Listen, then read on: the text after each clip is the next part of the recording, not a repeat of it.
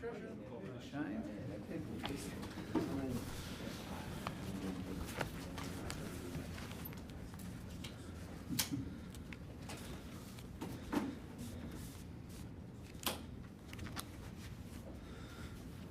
Okay, everyone ready to go? Our economy grew in the March quarter, but slowly. Just 0.2% in the March quarter and 1.3% through the year. Our economy continues to grow despite very substantial global headwinds. We saw those set out by the OECD overnight and also in the commentary in the Reserve Bank minutes that were released yesterday. There wasn't a lot of growth in March, but what growth there was private sector led, and that's an encouraging sign. With all of the uncertainty in the world, any growth is a decent outcome. Even modest growth is welcome in these global economic circumstances. Now, growth was weaker than expected because public spending came off in the quarter, and we also saw the impact of natural disasters and global volatility on exports, but also on the economy more broadly. Productivity was flat again, and I'll come back to that towards the end. But even in this environment, even in this difficult global context, there were a couple of very positive developments that I wanted to talk about today with you before I take your questions. And those two positive developments are around private demand and also the continuing recovery in real disposable incomes. So on the first one, the private sector is stepping up now as the public sector takes a step back. All of the growth in the March quarter was from the private sector, and that's a good thing. That private growth was broad. Consumption grew a bit more weakly than we were anticipating, but it grew. Business investment made a contribution, or it was flat, and dwellings grew as well. I think when it comes to new dwellings investment, I think we're seeing the strongest growth from memory in about 4 years.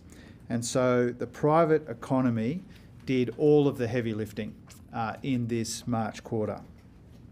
The second thing which was pleasing in this data is that there was quite solid growth in real incomes per capita. And you know that this is the chosen measure of living standards adopted by really all the participants in this national economic conversation.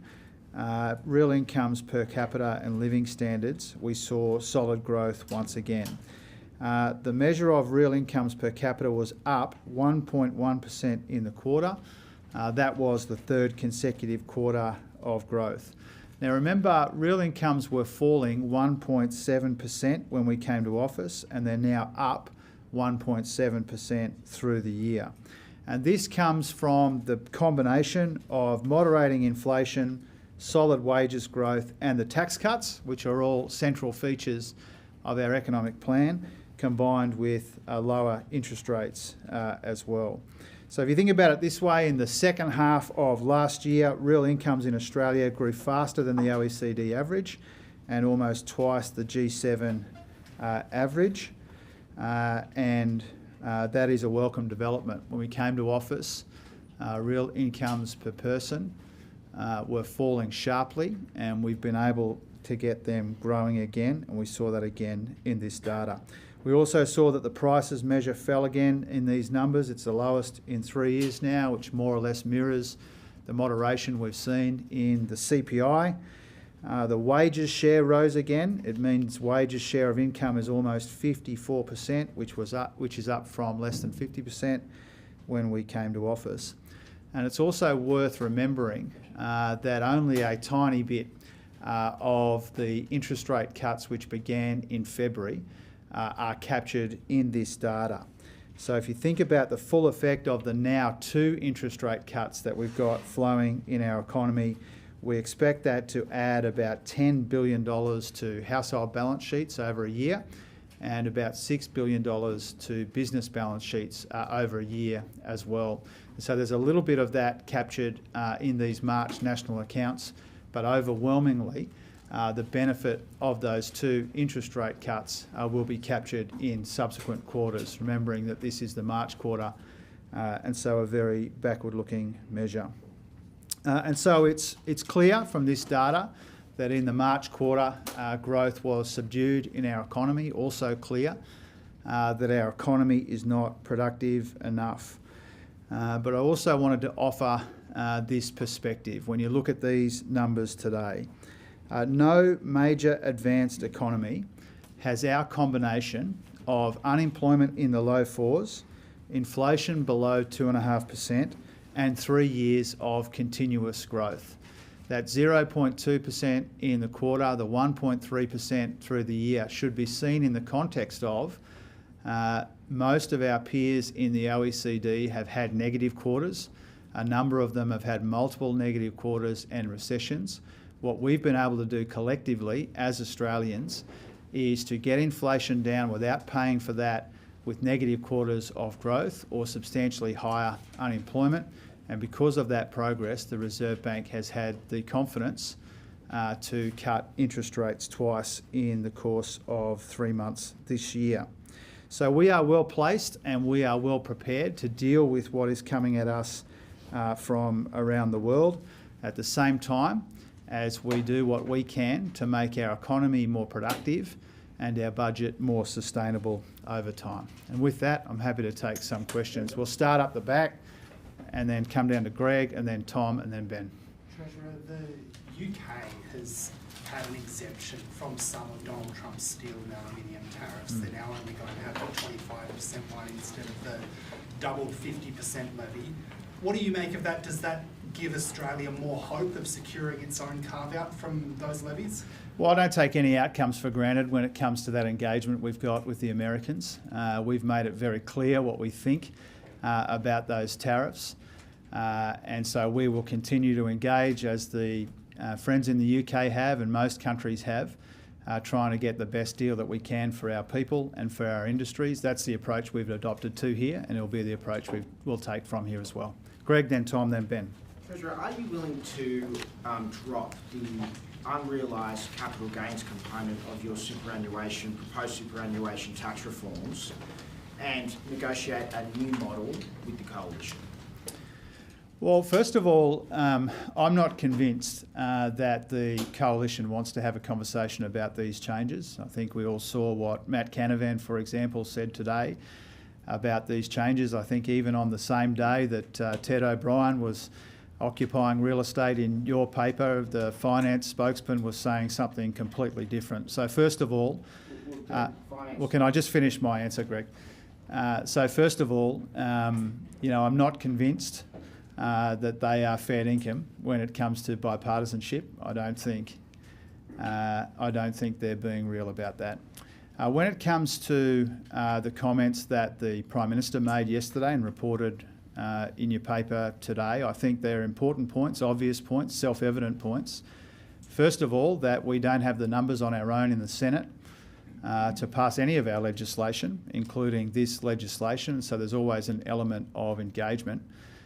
Second point that the Prime Minister made, again reported accurately in your piece today, is that there are a number of opportunities for the coalition to behave in a bipartisan way, including our efforts to cut student debt and some of the other things that they've opposed. And so let's see that bipartisanship beyond an interview in a newspaper which contradicts the comments made by other senior colleagues in his coalition parties. Now, on the point more broadly about unrealised gains, I mean, it is important to remember that these changes were announced almost 2.5 years ago now. We did multiple rounds of consultation and we said to people, if there is a better, fairer way of making this calculation, tell us about it. The unrealised gains calculation was recommended to us by Treasury. We provided years of opportunities for people to suggest different ways to calculate that liability, and nobody has been able to come up with one. And so that's an important bit of perspective as well. Now, when it comes to the issue more broadly, this is a change which is modest. It is methodical. As I said, it's been on the books for years now. and it makes a meaningful difference to the budget, and it helps us fund some of our other priorities. It's all about making sure that the superannuation system is fairer, that it's more sustainable. It only impacts about 0.5% of people with superannuation accounts. And so we put this proposal out there some years ago. There have been multiple occasions for people to propose alternative ways of calculating the liability. This is the way recommended by Treasury, and it's the way that we intend to proceed. Tom, then Ben. Question on two different budget headaches. Chris Minns has had some comments in recent days about tobacco excise. Obviously that revenue's falling away. What's your view on whether a change is needed? And secondly, on defence spending, the US suggestion of 3.5% of GDP, that quite a lot, of course, for you to fit into the budget. From a budget perspective, what's your view on that? Look, two important questions. I mean, first of all, I'm not proposing to cut taxes on cigarettes to make them cheaper for people. We've seen tax revenue for cigarettes come down for two reasons. One of them's a good reason, one of them's a bad reason. The good reason is fewer people smoking. The bad reason is we know that we've got a challenge when it comes to illegal tobacco. That's why we've provided two substantial amounts of money in two consecutive budget updates to work with the states on compliance. And so I respectfully disagree with Chris. He's a friend of mine. I work closely with Premier Minns. I don't think the answer here is to make cigarettes cheaper for people. I think the answer here is to get better at compliance, and the feds have come to the table. I have, and Mark Butler has, and the relevant ministers like Tony Burke and others have come to the table with hundreds of millions of dollars in new funding to try and combat the scourge of illegal tobacco. On defence spending, we're already making a very substantial increase in investment in our budgets, and we're proud to be doing that. We'll see defence spending as a share of GDP rise substantially. I think about $10 or $11 billion in extra spending in tight budgets over the course of the forward estimates. I think 50 billion plus from memory over the course of the next 10 years. And so we've made room for substantial new and increased investment in defence spending. There will always be calls to do more.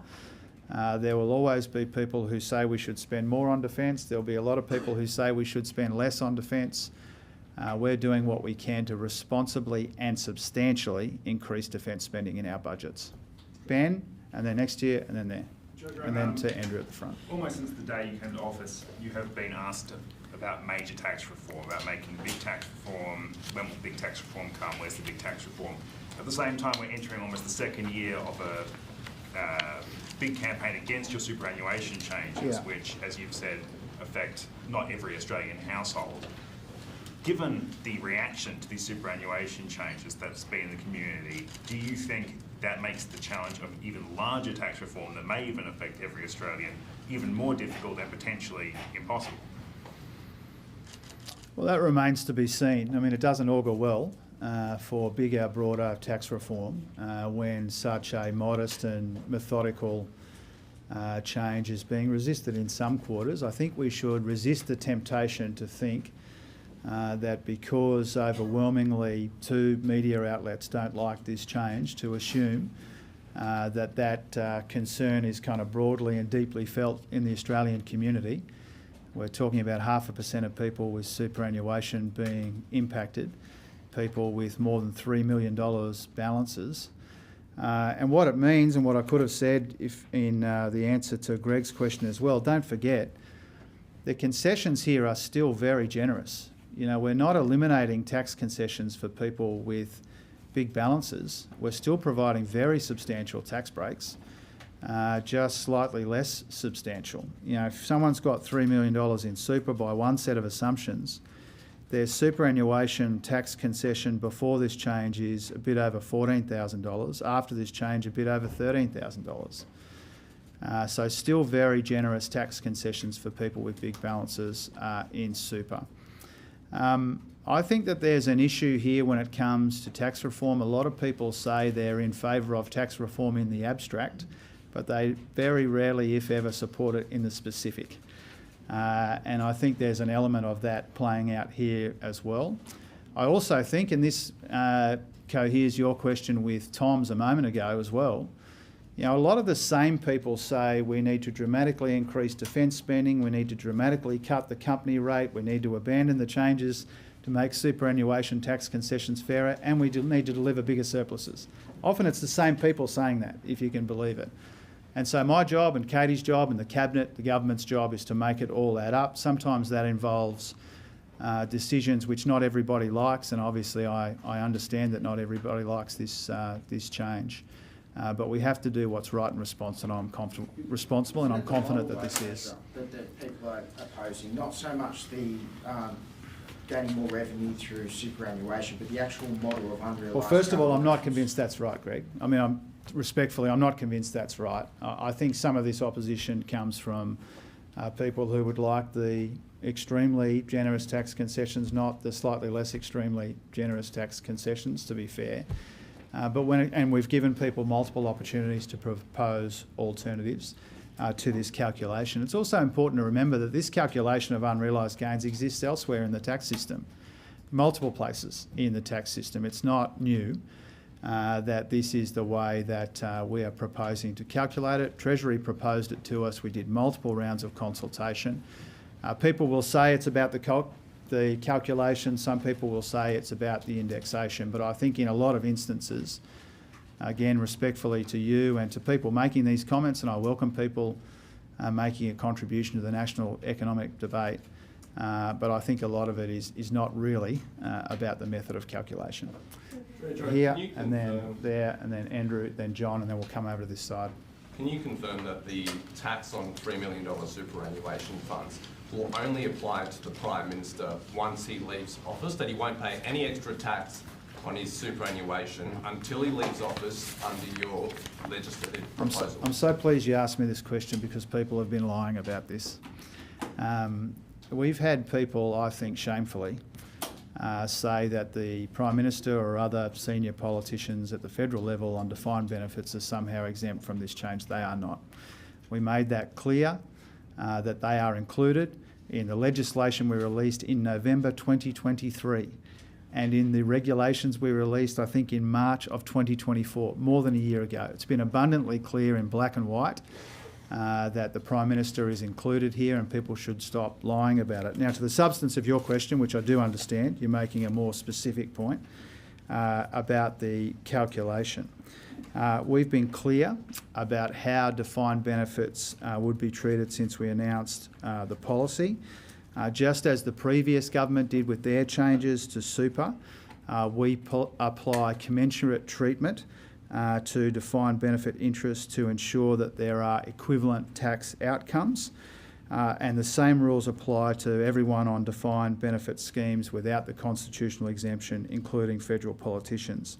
Now, when it comes to the deferred liability, which is the very specific kernel of your question, these deferred liabilities on defined benefits are consistent with the long-standing approach taken in other areas of super, like the extra contributions tax for high-income earners. Tax liabilities are deferred until the pension phase because members in those schemes can't access their super to pay tax debts until that point.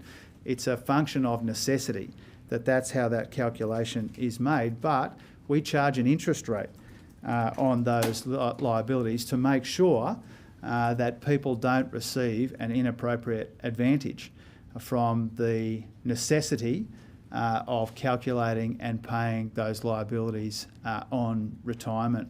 And so you have to be very careful with what some people, including I think some of the lower echelons of our political opponents, some of the things that they've said, and unfortunately some of those things which have been reported as fact. You have to be very careful here. Defined benefit schemes like the Prime Minister's are in. They've been in all along. The calculation reflects the same sorts of ways it's been calculated in the past. And because the liability is paid on retirement, there's an interest rate applied to it to make sure that there's no inappropriate benefit. And I genuinely really appreciate the opportunity to clear all of that up, because too much has been written about that, which has been wrong. So we're going to go over here. No, mate, we're going to go over here, then we're going to go Andrew, then we'll go John, and then we'll go Matthew.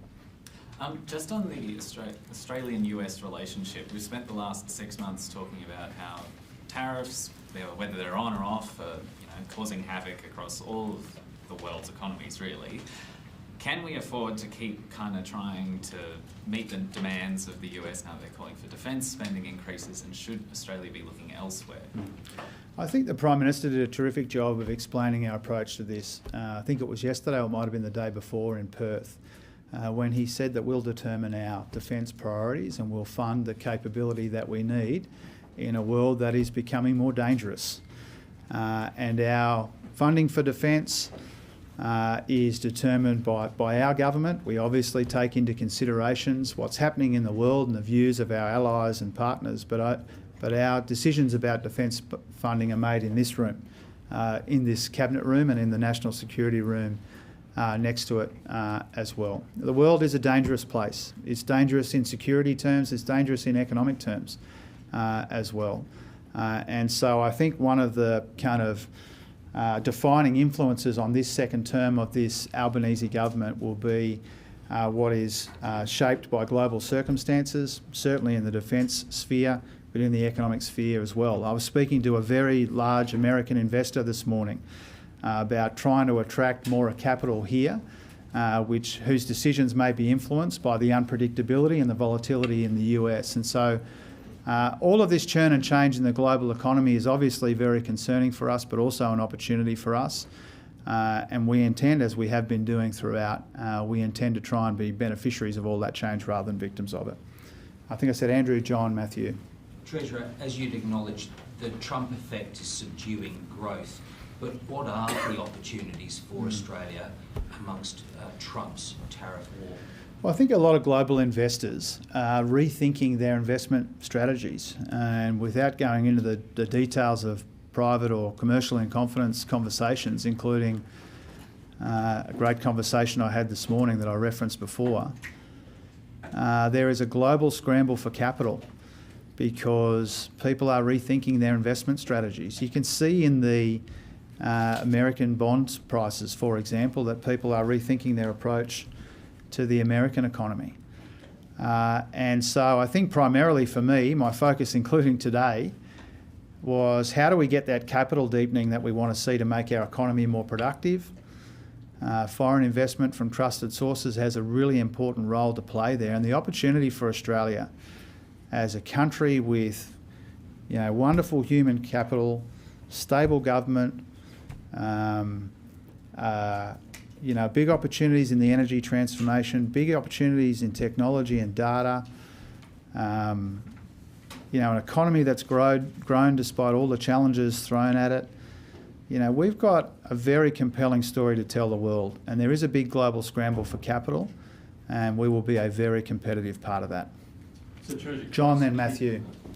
Thanks, Treasurer. Just on the national accounts, Yeah. Investment in machinery and equipment has fallen 3.7% over the last year, and you rightly point out that productivity remains flat. I think most people agree that business investment is the thing that's needed to require to lift productivity. What is the government's plan to lift business investment to get productivity going? Yeah, so we've got quite a substantial reform agenda already underway, but we are prepared to contemplate, next additional steps when it comes to attracting investment. I strengthened and streamlined the foreign investment review process.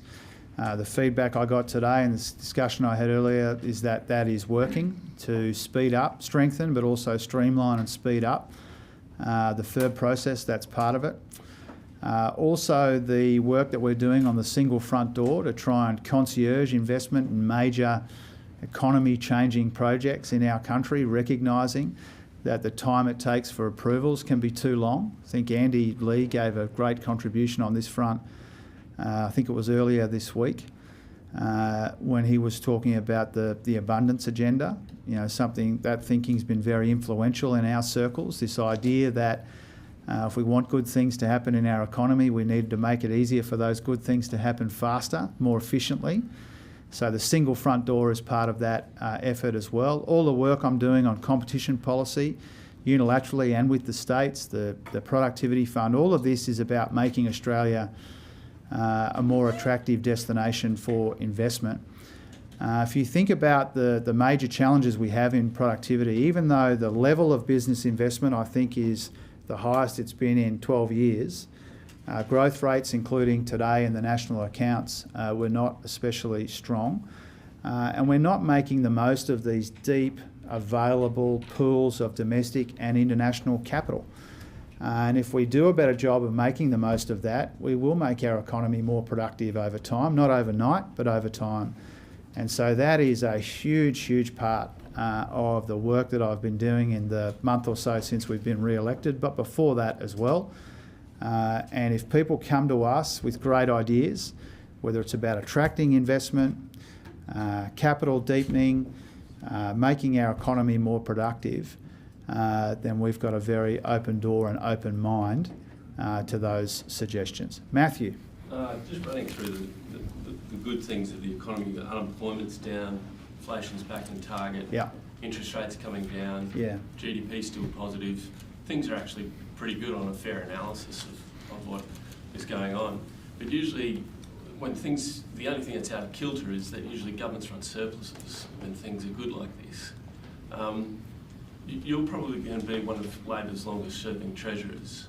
Do you think you'll ever see a surplus again in your time? And can I ask, is this as good as it gets for the Australian economy? Does it only sort of soften and get worse from here? Or what are you trying to sort of soften the ground for?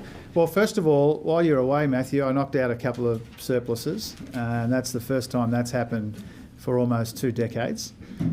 So, I like to see that acknowledged sometimes. That was a combination of savings and banking most of the upward revision to revenue. Those are choices that governments make. And if we'd adopted the approach of our predecessors, those surpluses wouldn't have happened. So let's not dismiss those 2 surpluses that Katie and the Cabinet and I worked very hard to deliver. I think it's self-evident that the pressures on our budget are intensifying rather than easing. I do acknowledge that. I think one of the things, partly as an aside, which you may have noticed or you will notice in the course of the afternoon pouring through the national accounts data, we're actually making really good progress in areas like the NDIS. One of the reasons why public demand fell in the quarter is because of the progress we're making on the NDIS, aged care as well, even with the developments that Mark and Sam announced this morning. We're making progress there. We're making progress on interest costs. But overall, the pressures on the budget are intensifying rather than easing. Of course, we don't ignore that. Your question about is this as good as it gets, I think is my view is that I am quite optimistic about the future of our economy. There are some temporary factors in this quarterly outcome. There's natural disasters in here, not just Alfred, but the flooding in Townsville and Cairns and the surrounding communities earlier in the year, the fall in public demand because some of the big state projects came off. There are some temporary factors in here as well, and so we shouldn't overinterpret that March data. But growth is softer than we would like it to be, and I'm confident that growth will accelerate in our economy. Even if you look at that OECD report, you would have pored over it, Matthew. What it said was there was a little downgrade for growth this year for Australia, but actually an upgrade in growth for 2026. And so the rest of the world looks at Australia. It's an experience familiar to me from the GFC. Most of the rest of the world looks at Australia and they see low unemployment, lower inflation, interest rates coming down, real wages and incomes growing.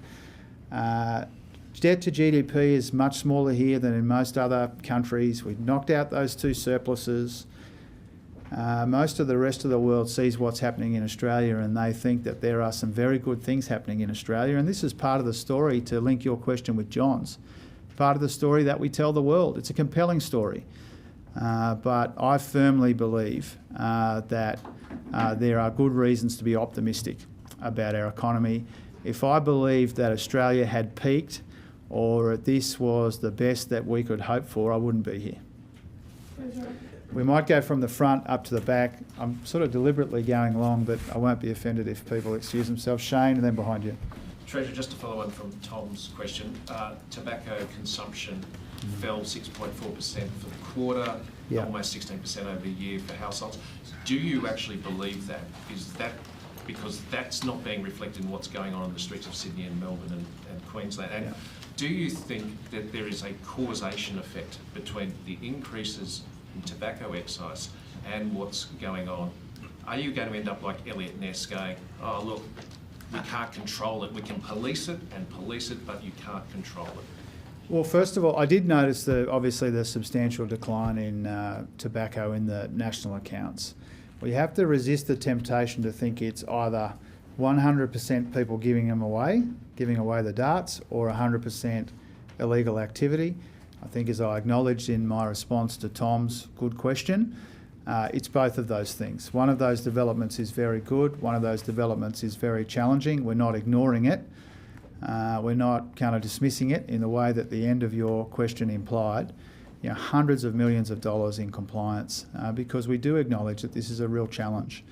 More people are giving up the darts, but more people are also doing the wrong thing. I'm not convinced that cutting the excise on cigarettes would mean that would be the end of illegal activity. But would continually increasing excise just add to the financial incentive for people to go buy illegal ciggies? I know that that's a view put forward, but I don't share that view. I don't propose to be cutting taxes on cigarettes. I don't propose to be making cigarettes cheaper. It is a substantial public health challenge still in our economy. It's also a law and order challenge, and we're addressing both of those things simultaneously. Freeze excise, Treasurer? Might you freeze, rather than cutting it, freezing it? Because the two are related, illegal activity and excise. It's not something we've been considering. Yeah. Thank you. Earlier you said the Coalition haven't offered any alternative proposals to the super tax changes, but the Greens have proposed an alternative around indexing the threshold. Are you open to good faith negotiation with the Greens to change the model to say that it achieves the same outcome but addresses one of those concerns that's been put forward? Or are you determined to push it through without any change?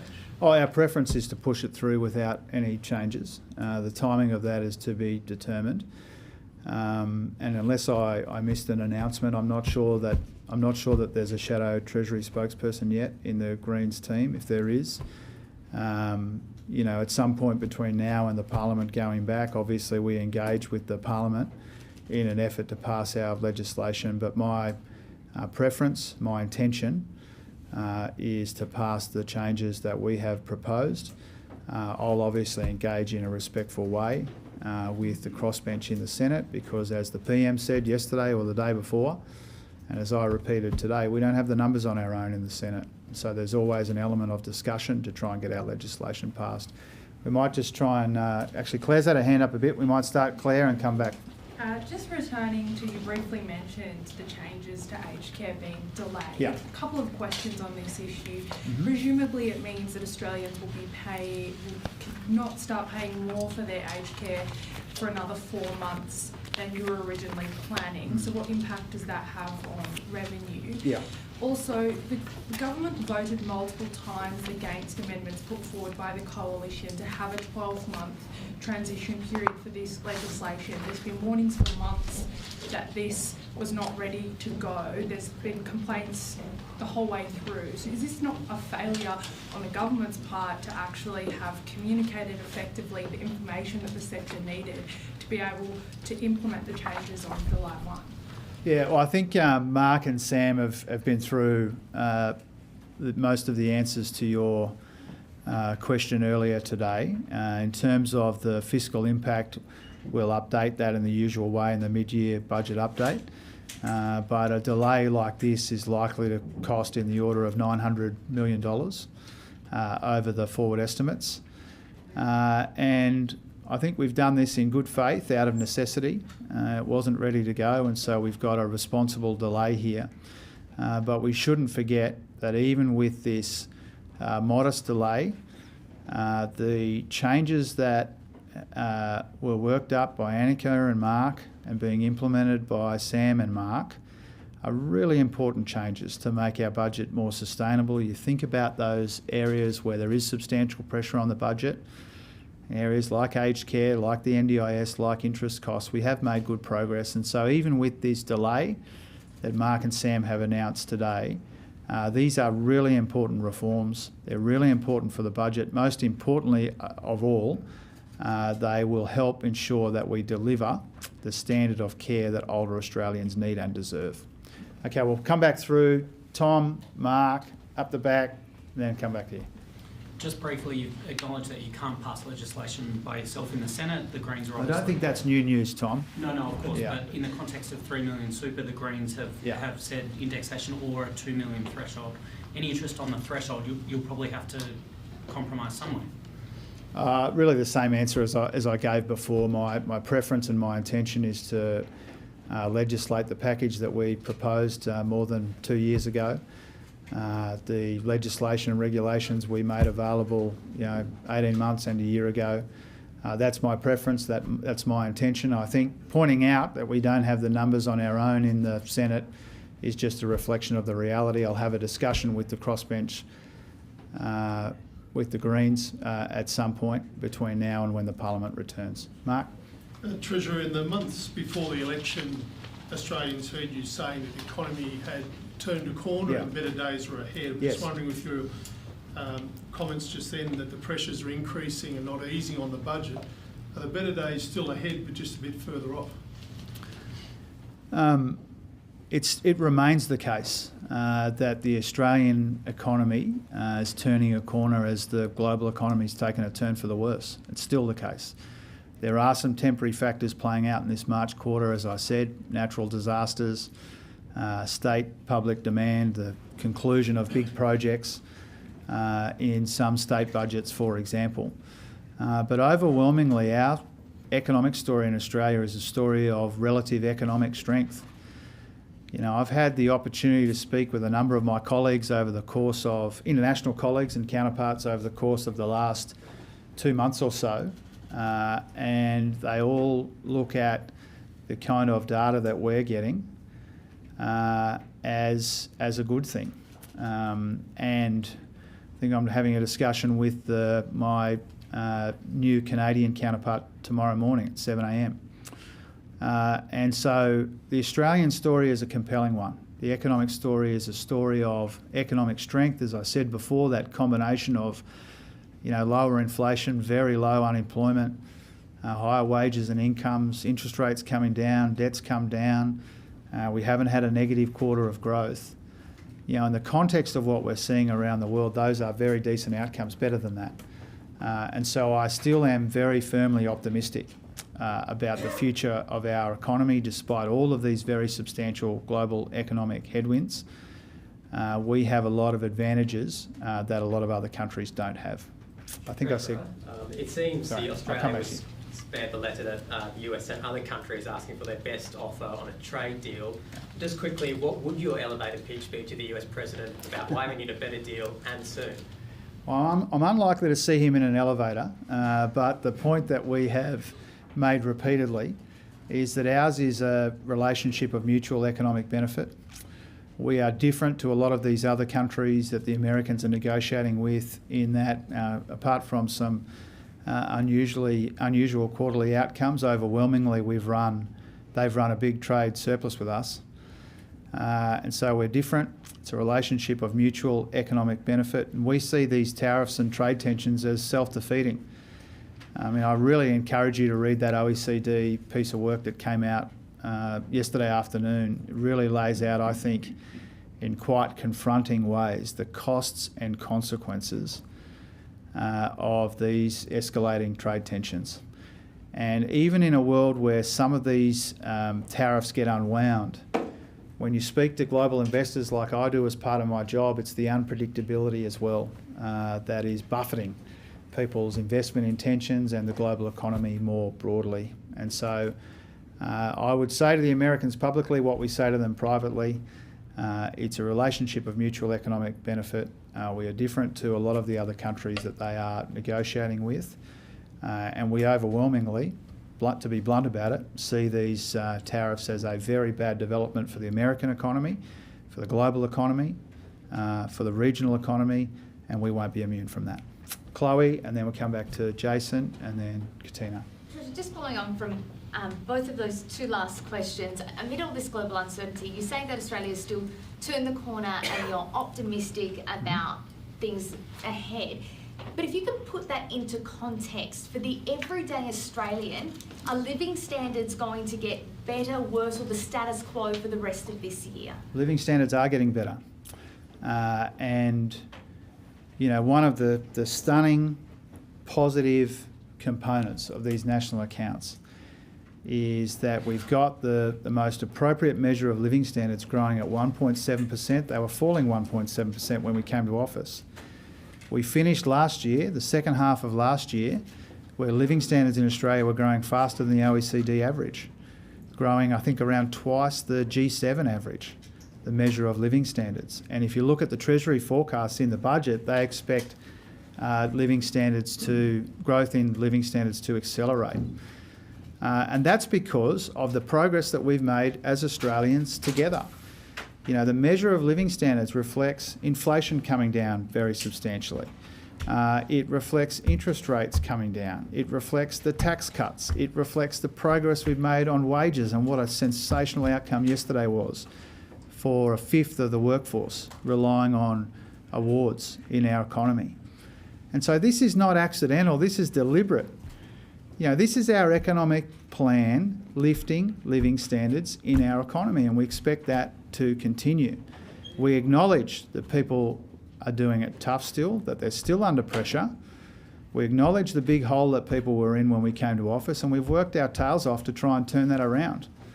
And we're seeing in these national accounts data that is being turned around. Now, we acknowledge, as I have probably 30 or 40 or 50 times in your presence, that sometimes or often how people feel and fare in the economy doesn't match the aggregate national numbers that we see in the national accounts, but you'd rather them heading up than heading down. They're heading up now under us, they were heading down under our predecessors, and the fact that they're heading up now is deliberate, not accidental. It's gradual, but it's important. Treasurer, Jason. Are you concerned that the Prime Minister might be about to poach Stephen Kennedy to lead Prime Minister and Cabinet? A little. But I don't know. I mean, he's, you know, I pay tribute to Glyn Davis in the first instance. You know, Glyn Davis and I go way, way back. I was a researcher for Glyn in the Premier's Department in the late 1990s. And I've just got a mountain of respect for Glyn Davis. I'm personally sorry to see him go. He is a person of towering intellect. He is a massive brain who made a huge contribution in this gig that he's leaving shortly, but also, you know, over a lifetime of service. And so I pay tribute to Glyn in the first instance. I see the speculation about candidates for that role that Glyn is vacating. No doubt the Prime Minister's considering a handful of wonderful people. I'm very fortunate that I get to work with Stephen Kennedy. And the decisions about the secretaries are decisions for the Prime Minister in consultation with us.